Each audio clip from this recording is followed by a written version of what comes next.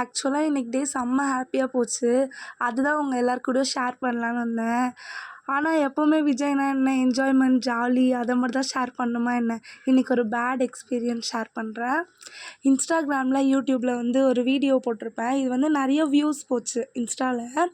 ஒரு 30K வந்து தொட போகுது. நீங்கள் எல்லோரும் நினைக்கலாம் 30K தானே, 100K, 1 மில்லியன் இருக்கவங்களாம் இருக்காங்களே அப்படின்னு நினைக்கலாம். ஒரு ஸ்டெப்பாக வரவங்களுக்கு 30Kன்றது ரொம்ப பெரிய விஷயந்தான். இன்றைக்கி ஈவினிங் ரேண்டமாக ஒரு கால் வந்துச்சு. ஒரு 6 to 8 செகண்ட்ஸ் வந்து ஒரு கிளிப் ஆட் பண்ணியிருப்பேன் அந்த வீடியோவில். அதனால வந்து அவங்களுக்கு கொஞ்சம் ப்ராப்ளம்.